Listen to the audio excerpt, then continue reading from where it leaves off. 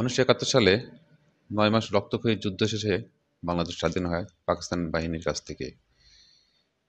এই ১৬ ডিসেম্বরে সারা বাংলাদেশ স্বাধীন হলেও নাটোর সহ বাংলাদেশের কিছু জেলা মুক্ত হয়েছিল, হানাদার মুক্ত হয়েছিল ১৬ ডিসেম্বর পরেও।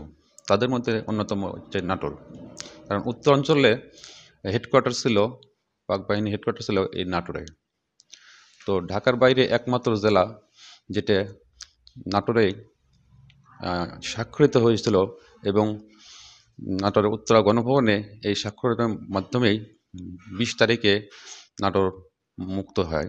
এবং যেহেতু অনেক রাত হয়ে গেছিল, এই মুক্ত হওয়ার পরে পাক বাহিনী তারা ঢাকাতে অথবা নাটোর থেকে চলে যাওয়ার জন্য সকালে যখন পরের দিন সকালে ২১ তারিখে নাটোর থেকে তারা এখান থেকে চলে যায়। এই কারণে আমরা ধরে নিয়েছিলাম নাটোর মুক্ত হয়েছিল ১৯৭১ সালের এই ২১শে ডিসেম্বর। তো আমরা জানতে চাইবো একজন বীর মুক্তিযোদ্ধার কাছে কিভাবে নাটোর তারা যুদ্ধ করেছিল এবং স্বাধীন করেছিল। তো আমি একজন কথা বলছি একজন বীর মুক্তিযোদ্ধার সঙ্গে। বিসমিল্লাহির রহমানির রহিম। আমরা নাটোর শহরে, নাটোর গোটা জেলায়, নলডাঙ্গা উপজেলা, সিংড়া উপজেলা, বড়াইগ্রাম, লালপুর সকল উপজেলাতে সকল ছাত্র জনতা এই মুক্তিযুদ্ধের জন্য ঝাঁপিয়ে পড়েছিল। আমাদের নাটোরের যে মুক্তিযোদ্ধা নাটোর শহরে, আমরা নলডাঙ্গা বাসুদেবপুর এলাকা থেকে মিছিল নিয়ে গেছিলাম, তখনও নাটোর আর্মি আসেনি। সেই সময় আমরা দেখি যে যখন আমরা নাটোর শহরে মিছিল করে লাঠি, ফালা, বল্লম, বন্দুক নিয়ে যখন আমরা মিছিল করি, সেই সময় নাটোর শহর একদম ফাঁকা ছিল, দোকানপাট তো কোনো খোলা ছিল না। আমরা এই যে এখন যেটা এই যে স্টেশনের যে মোড় আছে, একতা, ইমান, শৃঙ্খলা যে লেখা ছিল, সেই জায়গাতে দুইটা রোলার ছিল।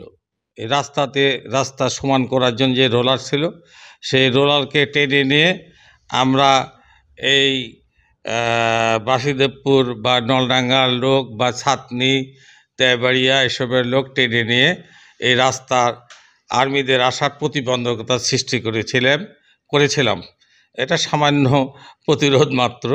সেটা পরবর্তীকালে আমরা বুঝেছি যে এটা আমাদের কোনো কাজে লাগে নাই, শুধু প্রতিবন্ধকতায় সৃষ্টি হয়েছিল কিছুক্ষণ সময়ের জন্যে। তো নাটোর যে ২১ তারিখে মুক্ত হইলো আমরা জানলাম, আসলে এই ২১ তারিখ কেন মুক্ত হলো? সারা বাংলাদেশ যেহেতু ১৬ ডিসেম্বরে মুক্ত হয়েছিল।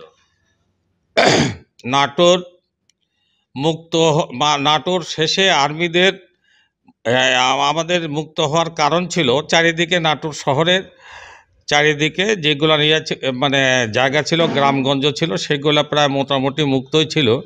কিন্তু নাটোরের শহরে যে মুক্ত না হওয়ার একমাত্র কারণ, দেরি হওয়ার একমাত্র কারণ ছিল সেই সময় যে এই নাটোর ছিল এই উত্তর অঞ্চলে, অর্থাৎ তৎকালীন রাজশাহী বিভাগের হেডকোয়ার্টার। এখানে আর্মিদের ব্রিগেডিয়ার জেনারেল থাকতেন, পাকিস্তানি আর্মি ব্রিগেডিয়ার জেনারেল থাকতেন। আমি এই সুযোগে একটা কথা আমার সাংবাদিক ছেলেদের বলতে চাই, সেটা হচ্ছে যে এই নাটোরের শেষে যে ব্রিগেডিয়ার সাহেব ছিলেন, ইনি কিন্তু নাটোরের দিঘাপতিয়া, যেটা এখন গণভবন, সেই দিঘাপতিয়া রাজবাড়িতে সাঁতার শিখতে লেগে, চারিতে করে সাঁতার শিখতে লেগে কিন্তু উনি ডুবে মারা গেছিলেন। এখানে তার সলিল সমাধি হয়েছিল। এই শেষ মুহূর্তে এসে এখানে ব্রিগেডিয়ার জেনারেল যিনি ছিলেন পাকিস্তানের, আমার নামটা খেয়াল নাই, তবে আমাদের এখানকার মতি ভূঁইয়া নামে যে লোক ছিলেন একজন, ওনার এই যে নাটোর শহরে জুতার দোকান ছিল, ওনার আত্মীয় হতেন। উনিরাও ওই উর্দুতে কথা বলতেন, এই জন্যে উনি বলতে পারেন, ভালো করে বলতে পারতেন, কিন্তু উনি মারা গেছেন। ওনার নামটা আমার জানা নাই। এখানকার যিনি ব্রিগেডিয়ার জেনারেল ছিলেন, এটা খোঁজ করলে পাওয়া যাবে অবশ্যই। ইনি এখানে মারা গেছিলেন এই দিঘাপতিয়াতে।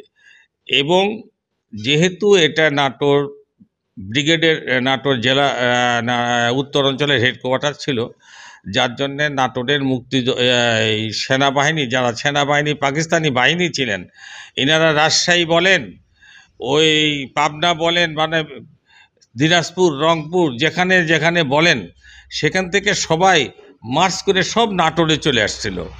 এবং নাটোরে এই যে নাটোর কলেজের যে মাঠ, যে খেলার মাঠ, এই খেলার মাঠের চারিদিকে কাঁটা তারের বেড়া দিয়ে ইলেকট্রিক তার দিয়ে এটা বন্দিশালা করা হয়েছিল। এবং সমস্ত পাকিস্তানি এই উন্মুক্ত মাঠে এখানে বন্দি করে রাখা হয়েছিল। রাত্রেবেলা একটা দৃশ্য ছিল, ওদিক দিয়ে রাস্তা দিয়ে যখন যাইতো মানুষ, দেখতো যে সব কালো কালো মানে খাইটের মতন সব কাঠের গুলির মতন সব পড়ে আছে, খুব ঘন হয়ে সব আর্মি এরা শুয়েছিল এখানে শীতের মধ্যে। ডিসেম্বর মাসে খুব শীত ছিল, ওইখানে শুয়েছিল। এবং এগুলা আমাদের নাটোরবাসী সবাই দেখতো, নারী পুরুষ সবাই, ছেলেরা মেয়েরা সবাই দেখতো আর কি, যে আর্মিরা ছিল। এরা, এদের তো অস্ত্রহীন ছিল, কাঁটা তারের বেড়া ছিল। হ্যাঁ, তারপরে আপনার এখানে উত্তর অঞ্চলের এই নাটোরে, যেটা অনেকে বলেন যে ঢাকাতে আত্মসমর্পণ, ঢাকাতে আত্মসমর্পণ, কিন্তু এখানে আত্মসমর্পণ হয়েছিল নাটোর।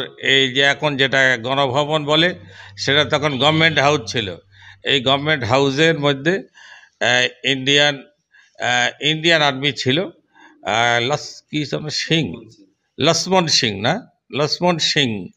এই লক্ষ্মণ সিংয়ের কাছে এনারা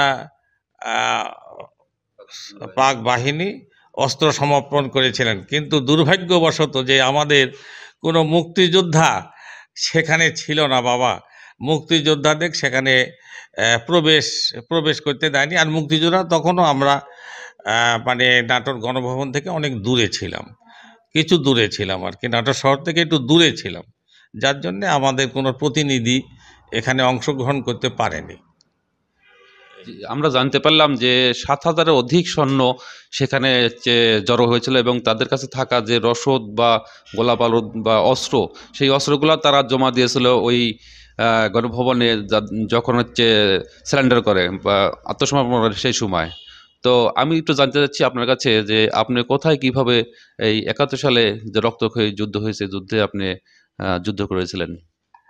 আমরা নাটোরে শহরের এই যে নাটোর লালপুর এলাকা আছে না, পরবর্তী সব জায়গাতেই যাওয়া যায়। এখানে আমি বাগমারা থানার মধ্যে, এখন যেটা বাগমারা রাজশাহীর মধ্যে, বাগমারা গোয়ালকান্দি রাজবাড়ি বলে একটা রাজবাড়ি ছিল, সেখানে বিশাল আমের বাগান।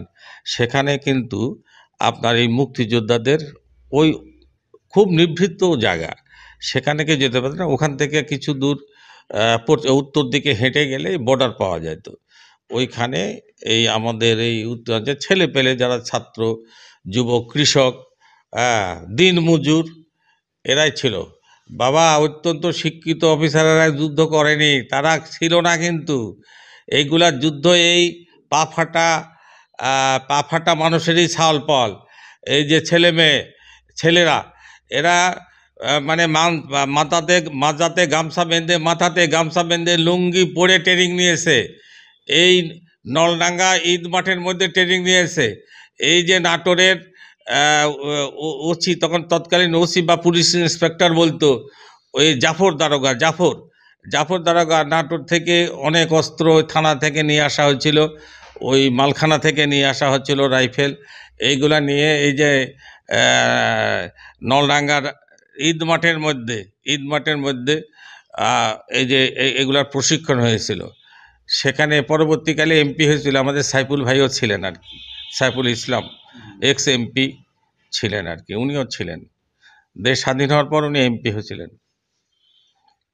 তো আমরা জানছিলাম একজন বীর মুক্তিযোদ্ধার কাছে থেকে তারা কিভাবে সেই সময় 71 সালে যুদ্ধ করেছে এবং কিভাবে নাটোরকে স্বাধীন করেছে। তো 71 সালে 16 ডিসেম্বরে সারা বাংলাদেশ স্বাধীন হয়। আর নাটোর লিখিতভাবে স্বাক্ষরিত ছিল উত্তরা গণভবনে।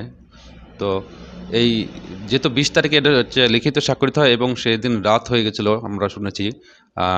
তো রাতের বেলা তারা এখান ত্যাগ না করে সকালবেলা তারা এই নাটো ত্যাগ করে।